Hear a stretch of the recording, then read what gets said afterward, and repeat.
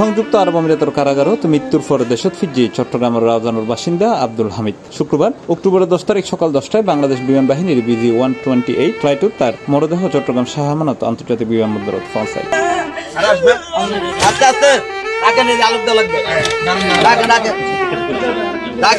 বিমানবন্দরত হামিদুর লাশ বুঝিলবের সময় হান্নায় ভাঙি পড়ে তার স্ত্রী কোহিনুর আক্তার সয় আন্দোলনত আটক হইয়ে দেশত ফেরত আইনে সহকর্মী হল। এই সময় পরিবারের অন্যান্য সদস্যরা পাশাপাশি প্রবেশ কল্যাণ ডেস্কর কর্মকর্তা সহ আরো অনেকেই উপস্থিত ছিল।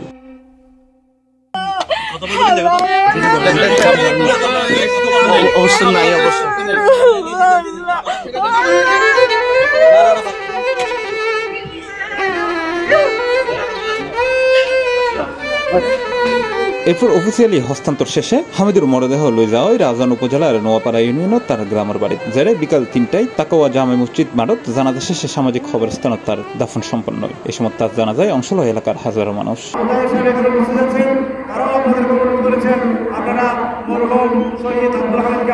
ফেসিবাদের চক্রান্তের কারণেই উনি আবার দুবাই পুলিশের কাছে গ্রেফতার হয়। যে ফজল করিমের ফাঁসির দাবিতে উনি রাজপথে ছিল, সেই ফজল করিমের ফাঁসি আমরা নিশ্চিত করেই চাবো ইনশাআল্লাহ। এবং আরেকটি কথা আমি বলতে চাই, আমাদের ভাইয়ের লাশের কবির সামনে রেখে শপথ করতেছি, ফজল করিমের লাশ রাউজানের মাটিতে ঢুকতে দিব না। যেই ফ্যাসিবাদের কারণে উনি আজকে শাহাদত বরণ করেছে, এই ফ্যাসিবাদের লাশ এখানে ঢুকতে পারবে না। এবং উপজেলা প্রশাসকের কাছে আমি বিনীত অনুরোধ জানাবো যে আমাদের এই ভাইয়ের পরিবারের জন্য যত কিছু করার প্রয়োজন ওনারা ততটুকু করবেন।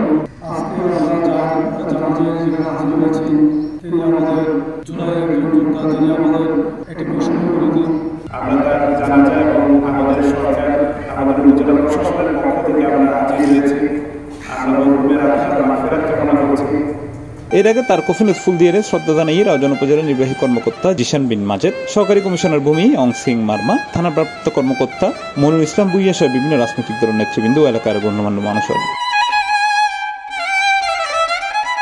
হরিকে 2024 সালের জুলাই আন্দোলন চলাকালীন সময়ে সংযুক্ত আরব আমিরাতত জুলাইয়ের 19 তারিখ মোট 225 জন প্রবাসী আটক হয়। তাদের মধ্যে 201 জনের দেশত ফিরে আনা হইল, বাকি 24 জন কারাগারত থাকি। এর মধ্যে আব্দুল হামিদ গত সেপ্টেম্বরের 22 তারিখ কারাগারত মারা যায়। তার মৃত্যু হারালো বাংলাদেশ দূতাবাস আবুধাবির একখান সার্টিফিকেট জানাতে তিনি লিভার ক্যান্সারে আক্রান্ত হয়ে মারা গিয়ে।